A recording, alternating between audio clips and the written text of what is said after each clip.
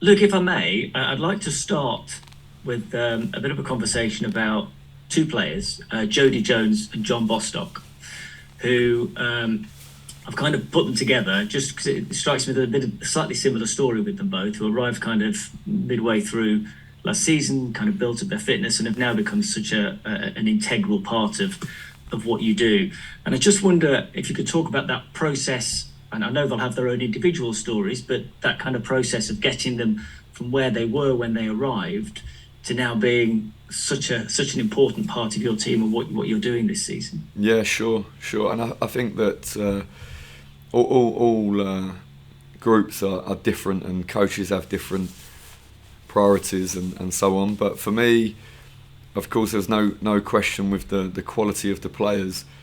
But we have our own way, and I think that you cannot sustain long-term success if you don't have very clear principles that you adhere to and that you hold people to. And in order to be a part of that, a few things need to happen that are really crucial. Is that you need to be with the group for a period of time to understand what is acceptable and what is not acceptable. Because imagine these guys come to the club and join us with their own history of what football looks like and their own experiences and the things that they hold dear to them and that are important, and that makes them unique and whatever. But at the same time, we have a common way, and of whoever you are, whatever the level you are, and however you prefer football in the past, there's certain things that you need to get to grips with. And the second component is the conditioning, that you need the right level of conditioning to play in the team, to perform at a level that I think is acceptable. And both guys were incredible at that. They understood, they learned the things that are really important and the things that we try to really avoid, and then they worked on the conditioning to make sure that they can sustain their level, over more than half an hour, and then over more than 90 minutes in twice a week, and then if they can build up their level to play Saturday, Tuesday, Saturday, they have earned their place in the group, and they have understand the common values that we have and the principles we have, and now they're able to show more and more their individuality within the team. So hugely impressed with both people, and very much enjoy the qualities that they have as footballers as well. Because when they both arrived last season, obviously Jody Jones hadn't started a game for a long time, and John Bostock had been around a number of clubs over the last few years. Is what you're seeing now a sort of justification for the patience shown and that investment of time to get them up to this level now? Yeah, absolutely. And I think what we must mention is the fact that Jim O'Brien is in a similar position, competing a lot of the time with John, and Jim is outstanding. He's incredible. Then we have Adam Chickson competing a lot. It's obvious he's competing a lot with Jody. I think everyone knows my thoughts on Adam Chickson from last season, but honestly, you should see him this season. Everyone should get a glimpse of Adam Chickson this season. I mean that, because he is competing with Jody, like competing with him in training properly. But then when there's a break in play, he's coaching him, trying to help him to keep him out the team. And Adam Chickson knows that he's going to be in the team, but he respects that Jody is a very good player and is playing well. He respects that, but when you have this guy that you have fought for your position, and you watched him playing last season, Adam Chickson was picked for the playoff final. That's, for me, is my life is on the line. So you don't pick anyone out of anything other than this is the best pick for this moment in time for this game. That's the only way you pick that team, I promise you. So in that moment, Adam Chickson earned his place in the starting lineup, and then we had a pre-season, and we look at everyone is performing, and Jody is grabbing a lot of the minutes at the moment, and Adam Chickson has gone to a different level of mentality, and I know we're sitting here, we're talking about John Bostock and we're talking about Jody Jones, but if I don't mention Jim O'Brien and if I don't mention Adam Chickson, I'm doing a disservice to the group, because the reason that they able to come in and play so good is because of the people around them. Yeah. One of the other reasons I pick up on those two for this instance as well is there's often a lot of talk with coaches kind of bringing on young players, but it strikes me there that you've had, it's kind of almost easy to write off players who've been at the higher up in the game and then picked up injuries and not played very much. But you've clearly at Notts, and I know it won't just be you, and that there'll be the people who help to scout them and pick them as well, and everybody else in your coaching team. But I'm really interested in that choice to invest in those two. Did you, obviously you know that they're capable of playing higher, but that choice to invest in them, what led to that in the first place? Why go, no, this is going to be worth it?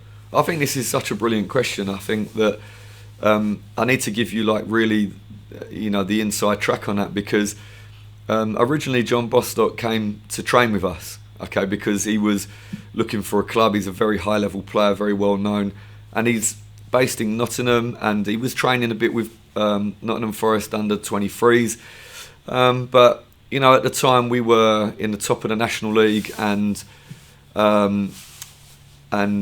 John, between him and his agent and somebody here in the club, said, why don't you come and train with us, because we have a first team. It's a bit more realistic for you to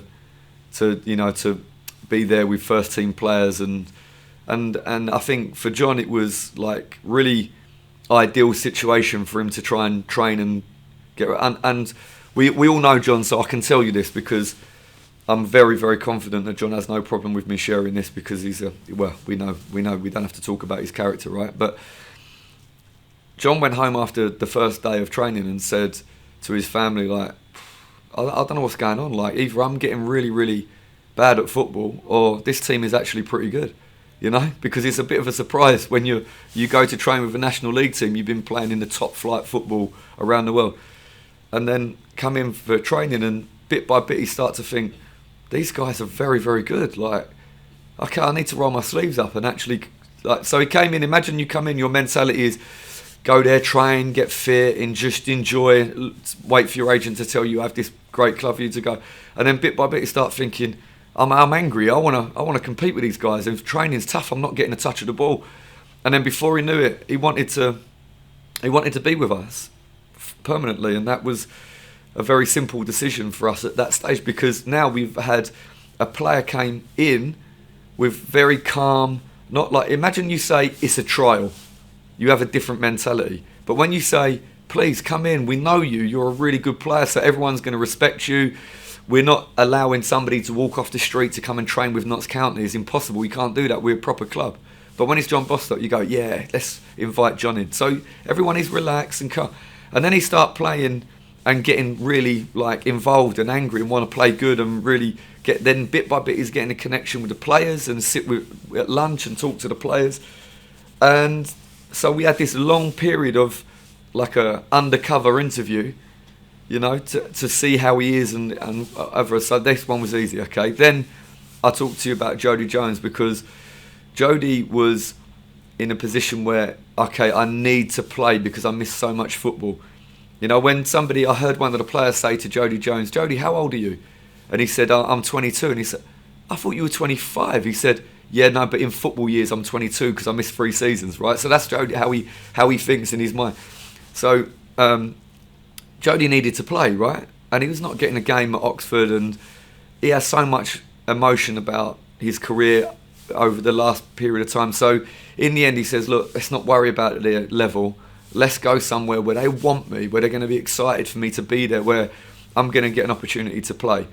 And so I'm sure this is accurate, but Jody had probably the choice of 2 National League clubs that were really look, we're really, really interested in you. One was us, and one was a rival that I will not name them. They will remain nameless, but they were very, very good in the National League. Very, very good, okay.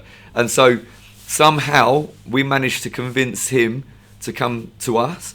And then imagine the guy comes to us after it's a big decision, this one, and he comes in. Now, I had some experience of being up against Jody Jones when I was at Swindon, and he was fantastic. He was very, very, very good. So I had this memory. But look, him coming in and the contact was nothing to do with me. Okay, it was the club doing what they do brilliantly, and they managed to make this link. And then I was just very excited when they told me there's a possibility. Then after this massive decision to come to us, I don't play him.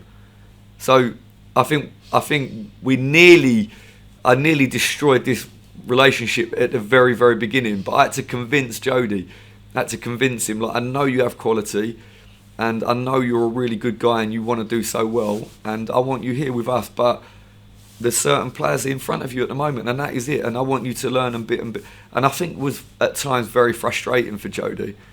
But I think where he is now, I don't think he would change that journey.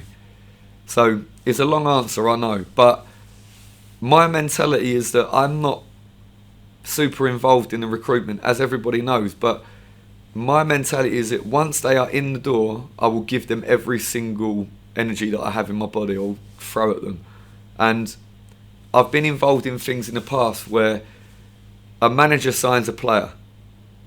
That the manager wants that player desperately to be successful because he signed him. Someone else signed a player and the manager didn't agree. He actually, even on an unconscious level, he's not sure if he wants that player to do well. All the players are mine and none of them are mine.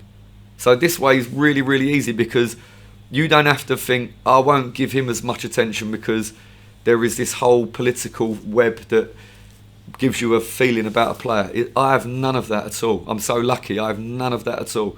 I just give to them all of my energy, and they come through recruitment directly here. I never met them. They sign a contract. I meet them the next day or whatever, or they come in for an undercover 4-5 week interview and then they end up signing, or they sign from somebody has a lucky conversation with somebody and the player was not even flagged up on our system, which is incredible, but we say, oh, we didn't even know this player was an option, so we didn't have this player in the pipeline, but we had this conversation and we can react instantly. And so all these weird and wonderful ways that we bring players, my job is just to give them everything once they come through the door. Just one more question on those two, if I may, just to pick up on something that you said in there as well, and it just struck something with me, and that's that the reward that you get is obvious on the pitch, but I wonder about off it as well. I know that John Bostock's been raving to people about Notts and saying to players, come and play here, and you think of Jody Jones's career and not playing for ages and now getting to play with you. Do you think you get more back in other ways as well from those players because of the journey they've had with Notts over the last few months and how they've seen you work and the reward now they're getting of playing and being part of a good team? This is a really interesting question and something that I tussle with and I talk to my staff and people that work in football that are friends of mine if they call me and we having a chat. And really the idea is that if you do what you think is absolutely the correct thing to do. So let me give an example, like you have to give bad news to a player. And this is life and football. But you prefer that you're told in a direct way, but with empathy. So you're not deliberately trying to crush someone to really make your point why they didn't get picked. Because that can be a trap that you can fall into. But you give them empathy, never ever sympathy, but empathy. Okay, I'm telling you direct, this is what I'm thinking, this is why I didn't pick you, or sometimes it's more actually important why I picked a different player, not why I didn't pick you. So sometimes you can, but I think most people would say I prefer to be told directly by the person who's making the decision, and then if they can give me the reasons, I will love that. Then after that, so now you have some feeling like, okay, it was done in a correct way, but I still hurt because it's just normal. I want to play. I'm desperate to play. I'm a footballer. So the next thing after that is support. So the guy that told you the bad news, tried to give you the bad news empathetically, tried to explain all the reasons behind it. The next day he's there with you in training, or in an individual or in a unit meeting, and you're included in exactly the same way. And when you get dropped, you don't get blanked, because it's difficult. And some people even doing it on an unconscious level, because the player is not in their thoughts. It's difficult for them to have a relationship with that player. These things can happen in life and in football, with bosses and employees, with managers and players. These things can happen. So if you do what you think is what is appropriate and the correct way, and this is the really tricky bit, in my opinion, don't expect anything in return. Don't expect it. You might harbour inside you a desire. If I do this, I would prefer that they treat me in a certain way, that I think matches how I behaved, and then they behave in a certain way.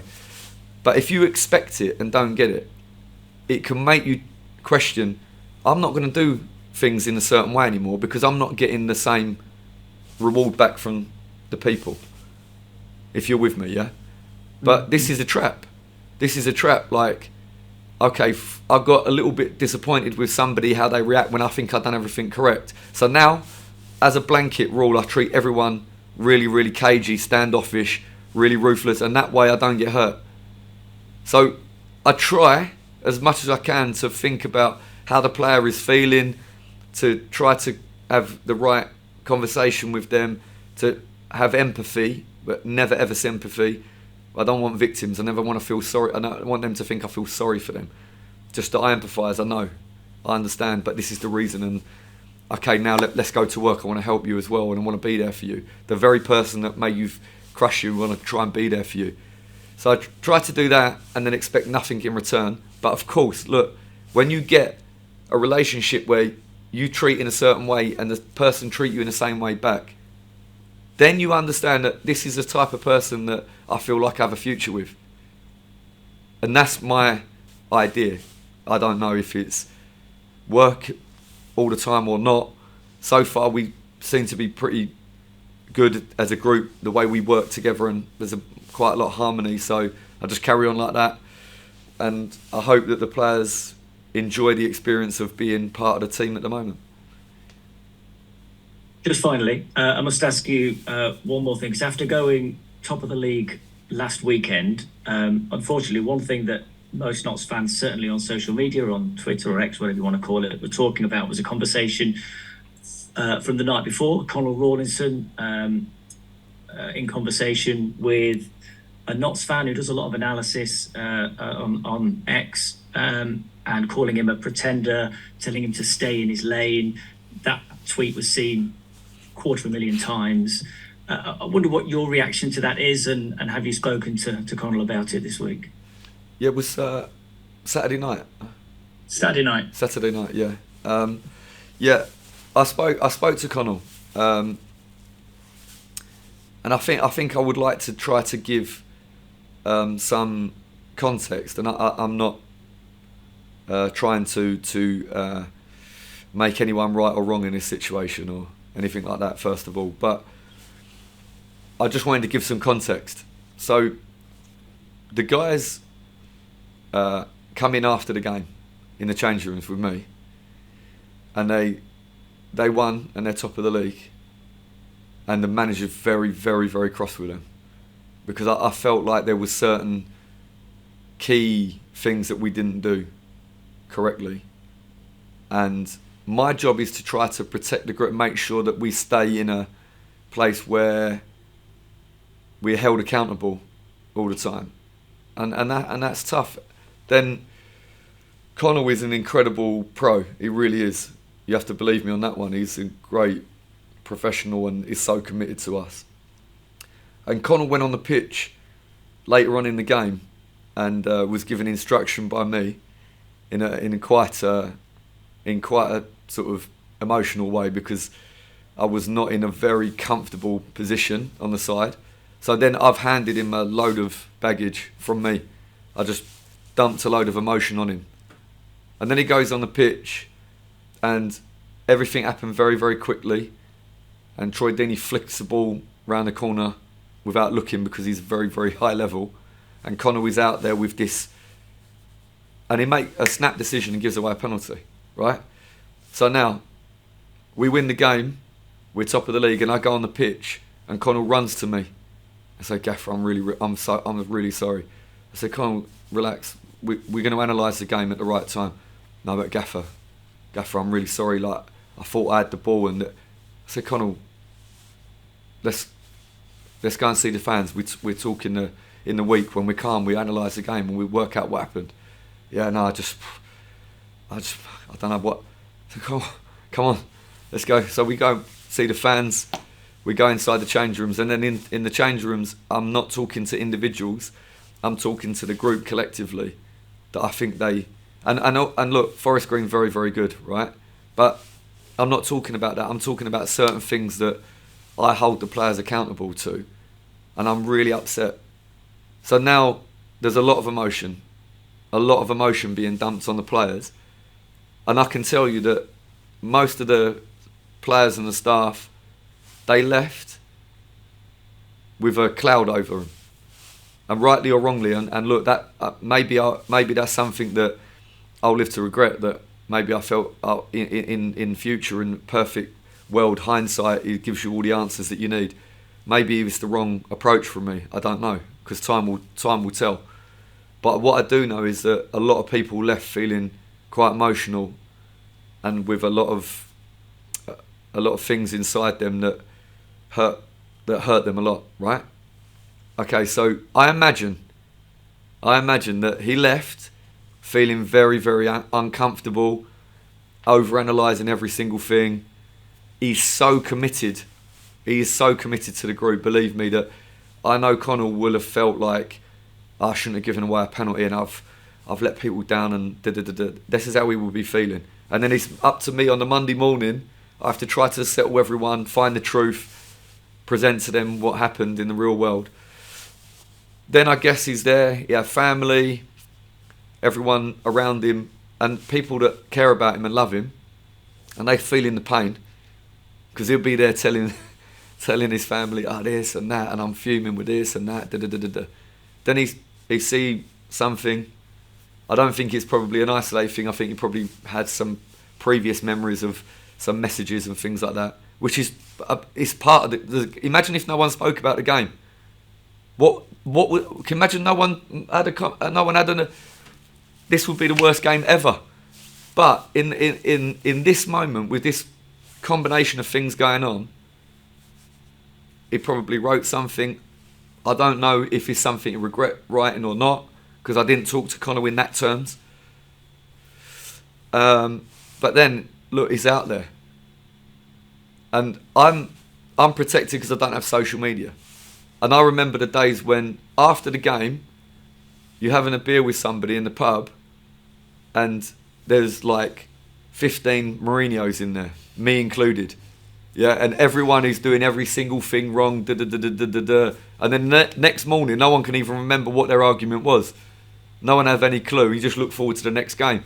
But the world has changed completely, and then it is out there, and I think this can be upsetting for people and can give maybe a false impression. I believe, is my opinion, it give a false impression of what Connell is like, and I think that the qualities that he has as a guy are, for me, not in question at all. And I have to say that I think that I have seen some content from the same person and thought, it's really, someone's really thinking about it and really interested, like really taking, like writing with a passion. I don't have social media, so people read things to me every now and then. This is interesting, you should hear this one, bro. So, yeah, look, I have my own personal opinion, but I have to respect as well that I have a group of men in the change rooms that have their own way as well. There's certain things, and there's many, many things when it comes to football that I just will not tolerate, and this is how we play, and this is how I expect you to do your job. And I think that's where my remit ends. I think after that, I have preference, but I cannot tell these guys every single thing that they can and cannot do, because that's not my place. So yeah, this is how I'm fortunate. I know the guy very well, one of the people involved. I know Conor Rawlinson very well, so I'm very confident I can speak about his qualities as a guy. I also am privy to what his life looked like in the hours leading up to this message, and I know that it's not comfortable. I know playing for me is difficult, and so look, I'll try to give some context to this because I want to at least be able to be in some way involved in giving an idea to people in more depth about what goes on and so on. But I hope we don't have too many scenarios like this because I think it can be a distraction. Yeah, I think that's the other side to it, isn't it? Even if it's not in your remit to say exactly what, it's the conversation for a section of Notts fans, at least anyway, the day after a game of football. That's the frustrating bit, isn't it? A game of football that you've won and gone top of the league. Yeah, and yeah, absolutely. I think if I can try to help people maybe have more information about how this scenario came about, I would like to try and show them that, like, when that final whistle goes, I'm pretty sure that everyone in the stadium feel happy. They have one overriding emotion, which is happiness. Like, yeah, we won and we're top. This is our club. I mean, how can you not? You should feel great. We scored 4 goals, 4 different goal scorers. You know, Didsey scored, he's like, Macca scored. Come on. It's like, but I'm telling you, the people that want so badly to continue giving the greatest fans I've ever known, to continue to give them these happy moments, it comes at a burden. It comes at a huge cost. And the players cannot come off the pitch and just experience one emotion of happiness. They're experiencing anxiety from me. They're experiencing disappointment, frustration. These are different emotions. Totally different emotions. And these emotions are strong and they have an effect on people. So that was all. I just want to try to, give people out there that know what's gone on and have a view on it, maybe one way or the other, a small amount more, they can feel that they can make a better decision on the people involved. Thanks very much, Luke. Luke, the Forest Green performance, obviously, has been alluded to there, raised a lot of debate in the dressing room by the sounds of it, but also among fans. When did you analyse it, and did it throw up exactly what you expected to see, or did it bring anything else to the fore that was of interest to you? Yeah, I mean, analysing the game began in the evening, but not too in depth because, again, I'm not in a great mental state, and I have other responsibilities after a game as well. But then certainly on the Monday morning, immediately the game is reviewed by all the staff. Some of the staff already have watched the game at that point. But for me personally, it's the best time when I'm calm and I have an opportunity to watch the game more in a more focused way. And like I said, I think that the opposition are very, very good, and that's not the issue. The issue is that we are 2-0 up in the first half, and we have a lot of control. And midway through the game, we haven't experienced too many difficult moments against a really good team. Now the energy from both sides is not the same. We are in a huge position of power, and we were, in my opinion, irresponsible with our actions, because it looked to me like a team that just wanted to get over the line, get the game done. And I think they shot themselves in the foot by scoring 2 goals when the game went to 2-2. So now they don't have a lie to tell me. Not that they do a lot. I've got the best changing room. I know that. I'm so lucky. But if there was any seed of doubt of like, oh no, they caused us a problem with this and that and da-da-da-da-da, I'm sorry, but you cannot be 2-0 up and you didn't have really a big problem. Then suddenly the opposition got amazing.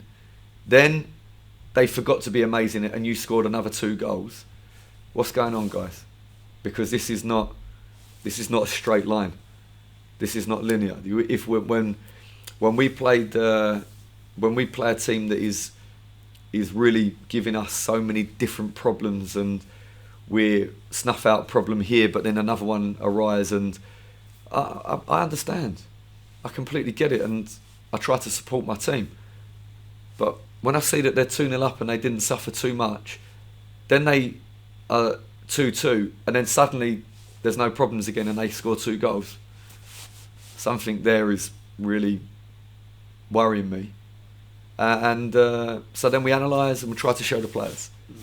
And then we move on. We've been here before. We've been here plenty of times. So it's not a new process, and it's not like a shock to everybody how I am. And this is the process that we try to follow for a long time. Do you think it's almost another element of coming up to a new league with new challenges against stronger opponents, in terms of it was very uncharacteristic to see us start the second half the way we did, particularly after how controlled we were in the first half? Is it almost, sorry to mention the Sutton game, but is it almost a similar experience to that? It's something that we can learn from, and it just can't happen again in terms of having that slow start to a second half, maybe? Yeah, I think so. What I would say is that the 2 games for me are very different in terms of, I think that we went into the Sutton game with fear because of the unknown, and so much anxiety and fear. This game now is almost the opposite. It's like the correct level of fear at the beginning, and then like, okay, we done it again, 2-0 up, everything is fine. Not enough fear in the second half. Yeah. And we're playing against really good teams with they've got a really good manager, they've got a really good coach that are like coming up with solutions for their team. And then on the pitch they have really good players. They have one player that you can never ever take your eye off it, Troy Deeney, because he's a proven goal scorer at Premier League level. You don't just lose that. You might not be as quick, and you might lose a few bits of your physicality, but you don't lose your quality and your brain. So for me, that was a different set of circumstances to the Sutton game. Is the idea the same? Yes. Let's take something that we didn't like and try to learn from that. And we're learning that you cannot take any chances in this division, particularly when you have guys like Troy Deeney on the pitch. So yeah, I hope that we use it as an opportunity rather than treat it like a threat. A lot of the discussion ahead of the Forest Green game was about how Forest Green were probably in a false position given their recent performances, and I think they probably proved that in their performance against us. Again, on Saturday we go to Colchester, a team lower down the table, but from what I've read and what I've seen and heard, it sounds like they've been performing well recently as well. So it's going to be another very, very tough weekend, I think. Yeah, exactly that. And the sooner we have the mentality that we are playing every single game for 90 minutes, and that we are intense in our mind and we are prepared our body correctly, the better we're going to be. And we're going to go to a really ambitious club with good players. They have a manager that's managed in a much higher level and has experience, and will have a brilliant game plan for us. So we have to be ready to go and play our best game, not like feel, okay, this game we can just relax a little bit, and it's never ever going to be the case. And we had that mentality in the National League. Yeah, okay, I think if the players are being completely honest, maybe they would tell us, yeah, some of the games in the National League, after half an hour we're just on cruise control. Maybe, I hope not, but maybe. But certainly they won't be able to ever play football like that in League Two. Aaron and Maine will be back available to you on Saturday, which I know you'll be absolutely delighted about. How much are you looking forward to having him at least as an option? Yeah, definitely, because I think his performances are impossible to ignore, and he's improving. I think he improved from midway in last season. He was already at a very good level, of course, but I think he improved.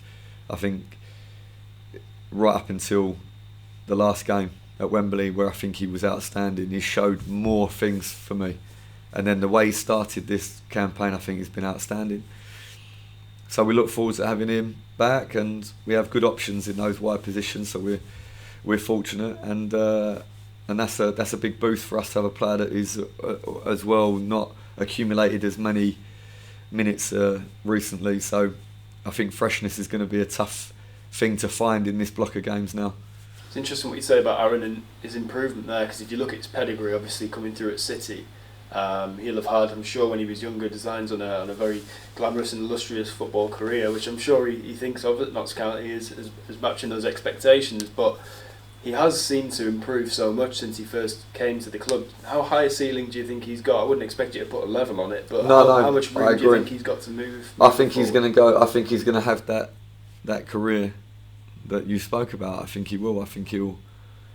I don't think he'll go backwards now for any time in the near future, and I hope he goes forward and progresses his career with us. I do, and if that's not going to be his path, I think he'll find it somewhere else. But he has everything. He has everything that he needs. He has to realise it, and I think probably after a brilliant start to his career. There can be sometimes you can receive a blow so heavy it puts you on the ropes, and the question is, can you get back to the centre of the ring and start fighting again? And I think he's there now, and I think he's throwing a lot of big punches. So I think he's gonna continue his career now. I don't think there'll be much in front of him to stop him from doing that.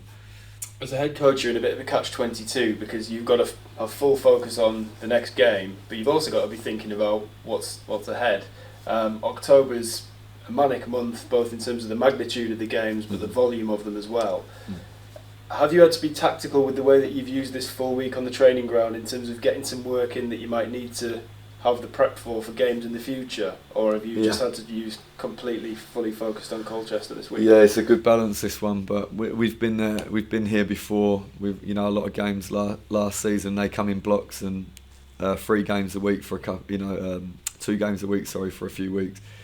So yeah, we try to experiment a few things, but it's a balance because then you take them out of their flow. When they're practicing things that they know very well, then there is a rhythm and a flow to training.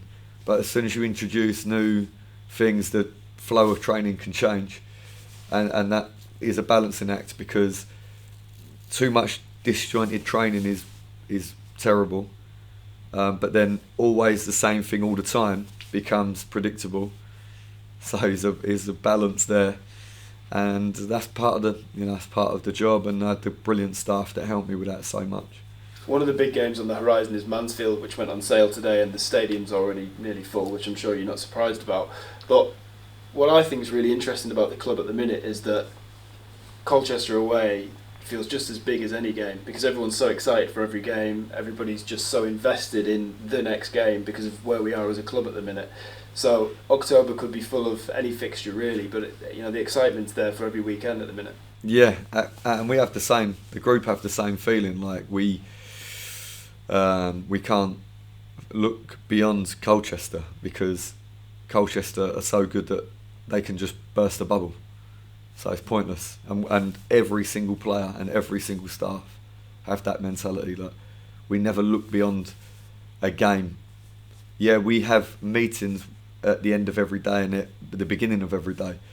And some of the things you have a responsibility are like, this is coming in the future and it's going to be really... But we never write off a game. We never say, oh, well, we just play like this, but let's concentrate on this game because it's a bigger one, it's more exciting. Ever. We only focus all of our attention on that. The planning and preparation, yes. Look a little bit beyond, like, okay, we're going to have to change this week, and today we have to be careful because the accumulation, once we get through, all these type of things we have to try to thrash out. But then in terms of like what we talk about with the players and what we talk about around the building, we don't start yakking on about other games. So no, Colchester is the most important thing in our life at the moment, and if we continue to perform well and we stay in a good position, we will have people coming to support us and being excited for every game, and we have to continue that.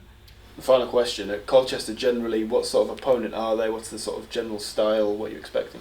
Well, they can do everything a little bit, so we have to be very, very aware of the problems, because again the manager knows how to set them up to give you a big problem, try and get the ball off them, and he knows how to make sure that his team is very organised to stop you, and that's difficult. So I'm expecting a team that are equally as happy to attack us as they are to soak up pressure, and it's another extremely tough game, and have some very, very bright players, and you can see when you watch them if you watch them just for a few moments, you can see organised and everyone knows their role. So we have to go there and make a really top performance. We have problems as well for teams. We have good players, so we have to make a really good performance to get anything out of this one.